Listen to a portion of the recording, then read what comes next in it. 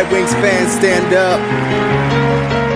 Yeah, we gonna throw them wings up, wings up, wings up. Show the league that this is our time. Let's make the city proud. We gon' win the Stanley Cup, Stanley Cup, Stanley Cup. After that we gonna party. We gon' show everybody. We show them all around the world. We show them all around the world. We show them all around the world. We gon' throw them wings up. We gon' throw them wings up.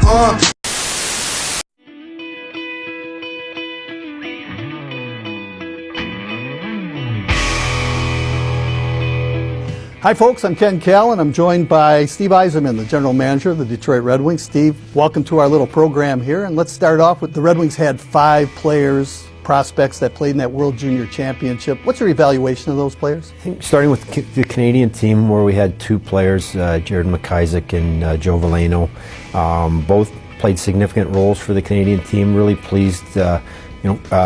For Joe, played a big role up front in the games, particularly when Lafreniere went down.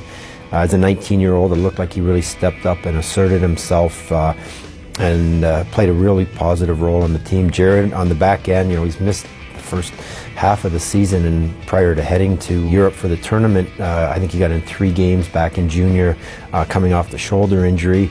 And as the tournament went on, I thought he really excelled and played a bigger role and got more comfortable. So really pleased with how the 2 of them played. Obviously Moritz Seider playing a big role for the German team, and probably the German team might have been the surprise of the tournament, and some very talented young players. It was their first time up in the tournament for a few years. They moved up from a lower division. Moritz played very well, played a lot of minutes, played in all situations, and really pleased with how he did. And I saw the Swedish team play twice. Eliasson didn't play in the games that I was at. Jonathan Berggren played a significant role for a very talented Swedish team who lost in the semifinals, a tough loss to Russia, but a good skater, good puck skills, and he playing in probably in a top 6 role for like I say, a very talented Swedish team. So he's a promising prospect, and I thought he had a good tournament as well. So you had a chance to watch Alexis Lafreniere. Is he the real deal? What do you like about him? He certainly played very, very well there. I've had a chance to watch him over the last couple of years. If you assess him, he's a late birthday, so he's a big, strong. He's physically mature. He has very good hockey sense, very good skills. Just an excellent all-around player. With the 6th pick in the draft, the Detroit Red Wings select from Mannheim of the DEL, Moritz Seider. Steve, take us back to the draft, and I know you talked about this before, but there were a lot of defensemen that you could have chosen, but you selected Mo Seider. What did you see in Mo Seider? Well, I think he's got tremendous potential. You look at a 6'4" defenseman who's a good skater, good mobile skater, passes the puck well. So when I went and watched him, I took note of just doing the little things that you play the position, like maybe not like a end-to-end rushing type of defenseman, these high-skilled guys that are going to blow you away with skill. But I thought he plays a game that, if he continues to develop, is more of an NHL style of player, and I think he has the potential, if he continues to develop, to be a player who will play in all situations, play on a power play, definitely in a defensive role, in a penalty killing role, play with and against your top players, because I think he can play with your guys because he can get the puck up to the forwards, and when it's in the offensive zone, if they kick it back to the point, he has the ability to walk the line a little bit, get his shot through, or find the open player. Defensively, he's very good. He anticipates, which was most impressive for a young player. His anticipation and knowledge of how to defend was very good. He's still got a lot of work to do, kind of smooth things out, what can work, what works against the best players in the world, adjusting, figuring the game out at this speed. But we were very impressed when we saw him last year, and like you said, there was a good group of D-men in that draft. Just felt that the whole package that he has a lot of upside, as well as some of the other ones that we're not mentioning their names, but some very good players in that draft. Seider buries it on a great feed from Dom Shine, and the first goal of the professional career of the Red Wings' #1 draft choice. Steve, how hard is it for an 18-year-old and you as a general manager trying to project how they're going to be 3 to 5 years down the road? I don't want to say it's impossible, but you have to base it on something. One, you watch the players play, obviously, and then you based on how they play as 17-year-olds and 18-year-olds, you kind of project them. Generally, I kind of simply say, watch them play. If I like the way they play or they do certain things, they're probably going to do those things as they move forward. Can they get physically stronger? Can they get faster to adapt to playing in the American Hockey League, then eventually the NHL? I don't want to call it an educated guess, but it takes some time, and that's where these scouts that are at it year after year get better and better at it. But again, it's an inexact science because ultimately we can't predict if these players are going to get injured or not. Some of them you're hoping they grow, some of them you're hoping they put on weight, get stronger. Ultimately, what none of us know is how bad do they want it. They all want it at 17, but it's a tough road to get to the NHL, and you have to put up with injuries.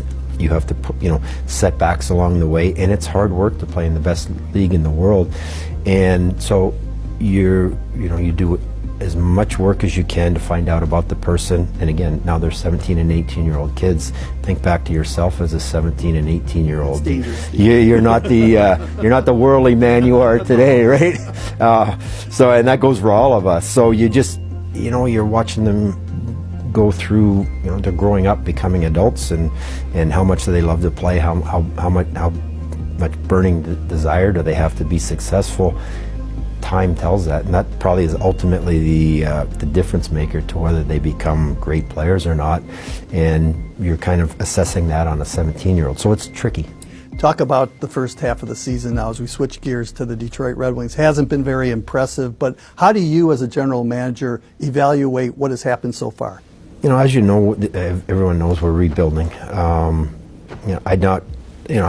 trying to watch and get to know every single player, and they're all at different stages of their career. You watch the first-year players, the young players that are trying to make it to the NHL. You've seen some of them here in Detroit, like Zadina, or some of the kids in the American Hockey League, trying to assess where they at and then assess what we think their long-term potential is.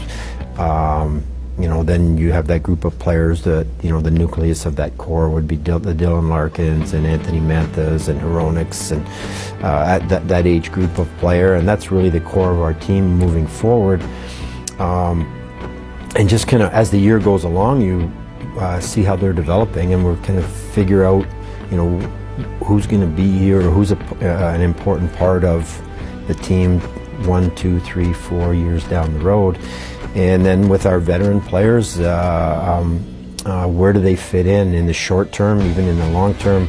Are they, you need players to play. We need to surround the Dylans and the Hroneks and the Manthas with a group of players that help them develop and help them compete on a nightly basis and gradually get better. So, you're watching your team play, you're watching individuals play, and trying to figure out where they fit in short term and long term.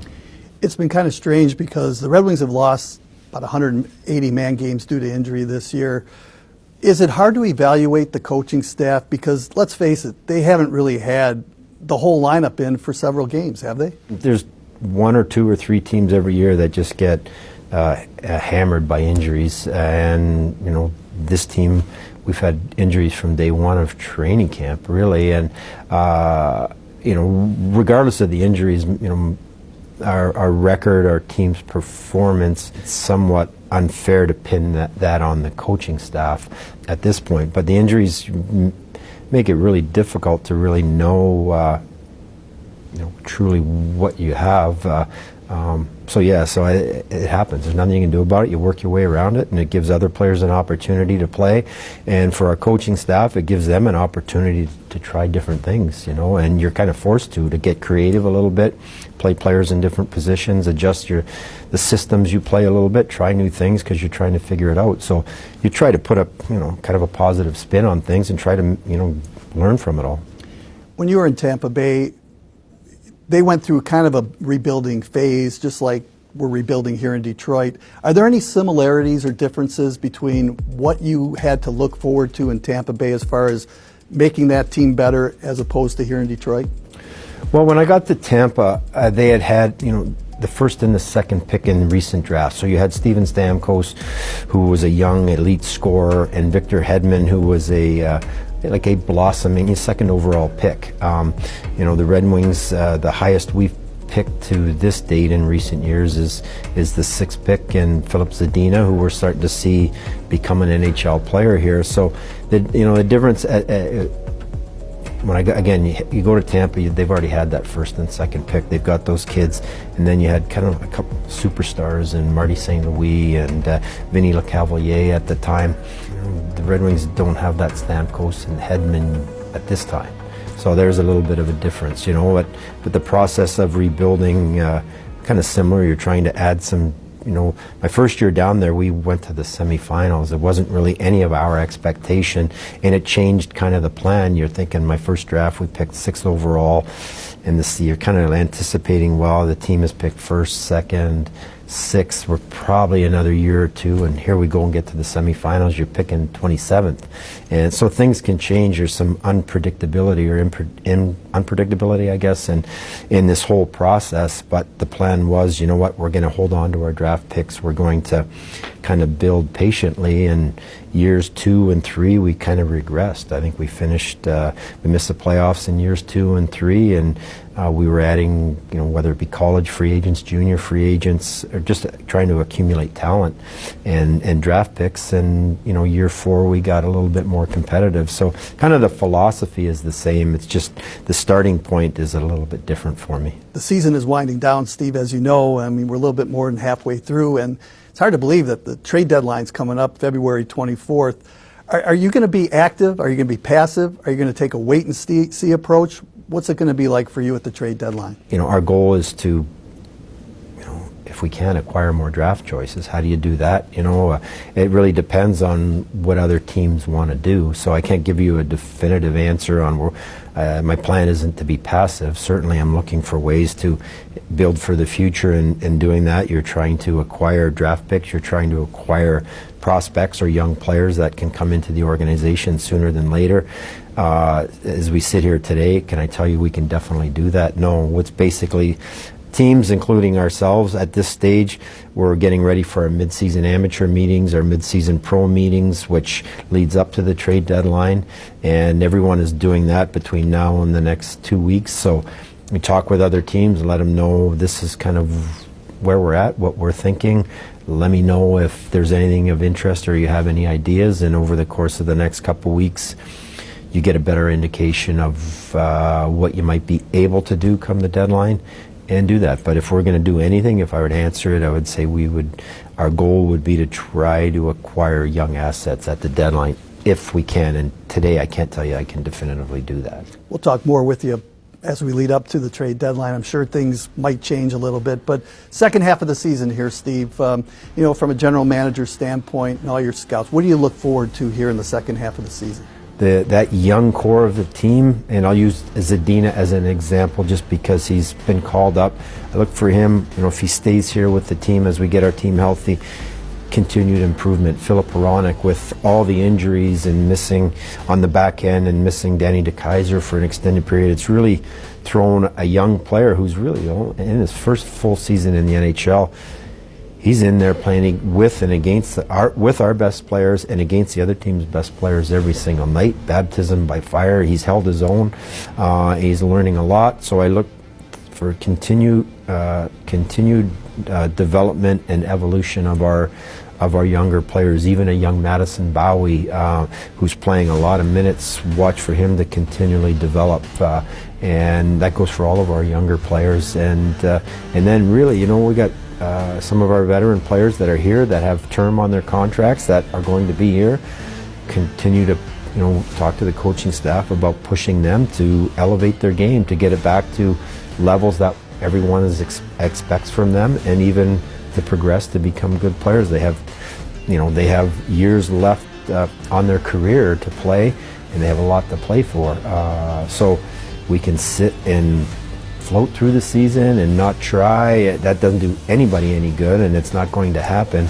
So every player there is looking to use the second half to improve, and they will be expected to improve, and they will be held to a standard to improve, and all become better hockey players, and gradually become a better hockey team.